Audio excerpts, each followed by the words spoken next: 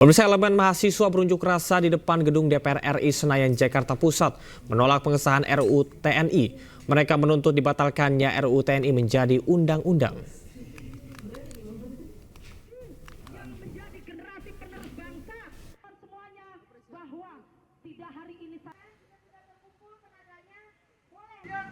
Demonstrasi terjadi di depan kompleks MPR DPR Senayan, Jakarta Pusat seiring dengan disahkannya RUU TNI menjadi undang-undang dalam rapat paripurna hari ini.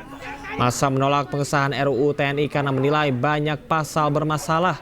Mereka khawatir pengesahan RUU TNI menjadi undang-undang akan membawa Indonesia kembali ke era Orde Baru karena keterlibatan militer yang kuat. Massa hingga kini belum beranjak dari gedung DPR dan masih menyuarakan orasi menuntut pembatalan RUU TNI. Padahal kalau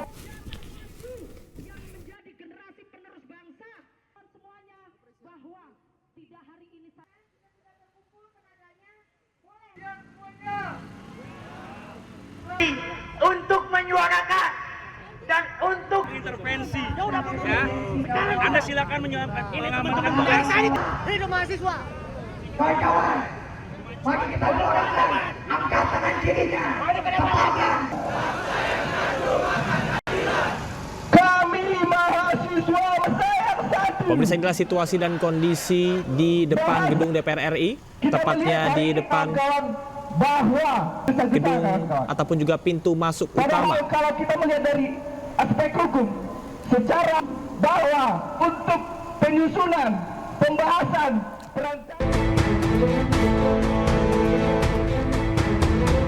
Kondisi Pelabuhan Merak, Banten pada Kamis pagi terlihat antrean truk ekspedisi yang akan masuk ke lambung kapal.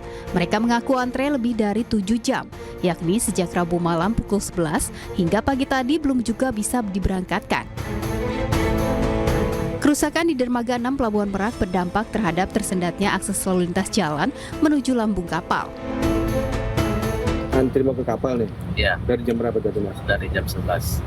Malam? Iya. Ini belum berangkat juga? Belum. Sekarang jam 5-an ya? Iya. Lewat. Ini ada informasi nggak kenapa gitu? Nggak ada.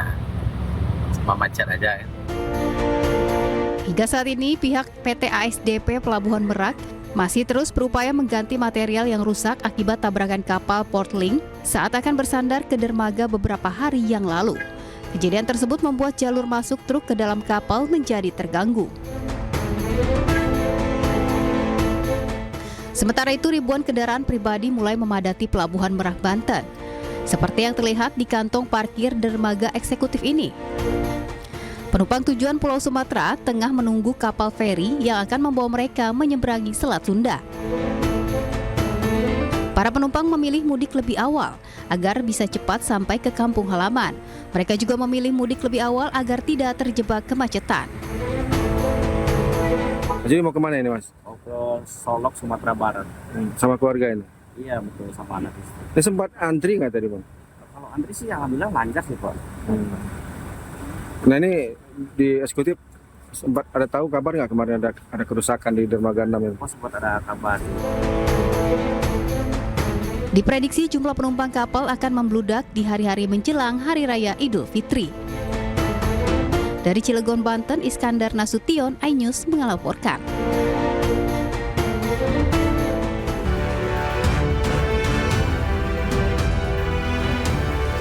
Halo, selamat sore pemirsa, demikian tadi berita pilihan iNews Sore.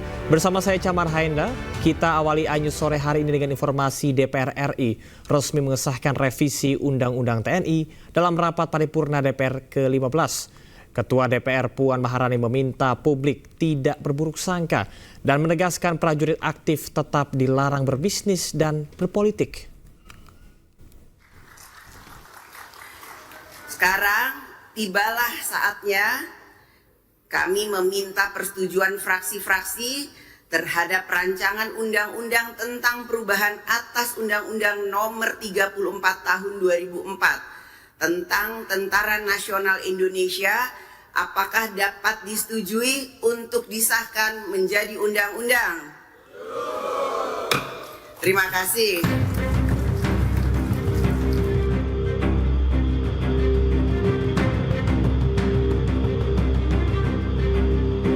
Ketua DPR RI Puan Maharani akhirnya mengetuk palu pengesahan RUU TNI menjadi undang-undang dalam sidang paripurna yang digelar di Gedung DPR Senayan, Jakarta, Kamis pagi.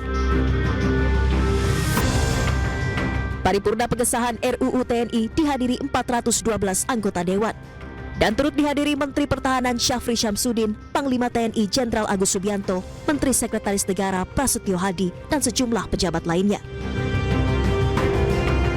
Sebanyak 8 fraksi di DPR atau seluruh fraksi menghadiri rapat paripurna dan menyatakan setuju atas RUU TNI. Tak ada penolakan dari 8 fraksi di DPR, namun masing-masing fraksi memberikan catatan. Atas pengesahan RUU TNI yang menuai kontroversi, Ketua DPR Puan Maharani menegaskan Undang-Undang TNI yang baru tetap melarang prajurit aktif untuk berbisnis dan menjadi anggota partai politik. Tetap dilarang, tidak boleh berbisnis, tidak boleh menjadi anggota partai politik, dan ada beberapa lagi itu harus, dan bahkan kalau di luar dari pasal 47 bahwa ada 14 kementerian lembaga yang boleh diduduki TNI aktif, yang TNI aktif itu harus mundur atau pensiun dini. Jadi tolong jangan ada kecurigaan, jangan salah berprasangka dulu. Mari kita sama-sama baca dengan baik setelah undang-undang ini disahkan. Dalam RUU TNI yang telah disahkan, perubahan yang paling menjadi sorotan adalah jabatan TNI aktif di Kementerian Lembaga Sipil, yakni TNI aktif kini bisa menjabat di 14 kementerian lembaga. Batas usia pensiun juga diatur berdasarkan kepangkatan, yakni paling tinggi 63 tahun untuk perwira tinggi bintang 4 dan dapat diperpanjang hingga 2 kali. Dari Jakarta, Tim Liputan iNews melaporkan. Paripurna DPR mengesahkan Undang-Undang TNI pada hari ini di Gedung DPR RI Jakarta. Beberapa di antaranya adalah perluasan jabatan sipil yang bisa ditempati TNI aktif dan penambahan usia pensiun.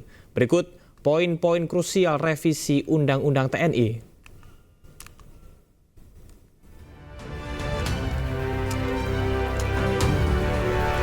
Kedudukan TNI semula dalam pengarahan dan penggunaan kekuatan militer. TNI berkedudukan di bawah Presiden. Sementara untuk draft, TNI merupakan alat negara di bidang pertahanan dan keamanan negara berkedudukan di bawah Presiden.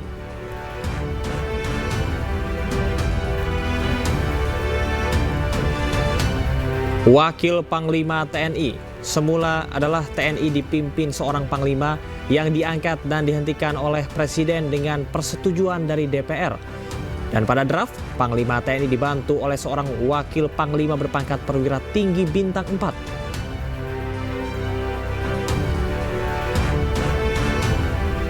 Menduduki jabatan sipil semula, ini prajurit dapat menduduki jabatan sipil setelah mengundurkan diri atau pensiun dari dinas aktif keprajuritan.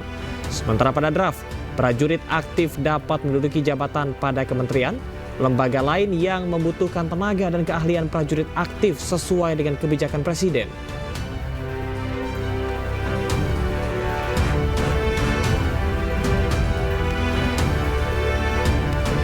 Batas usia pensiun yang semula perwira paling tinggi 58 tahun, bintara dan tamtama paling tinggi 53 tahun, sementara pada draft batas usia tinggi 60 tahun, bintara dan tamtama paling tinggi 58 tahun, dan jabatan fungsional paling tinggi 65 tahun.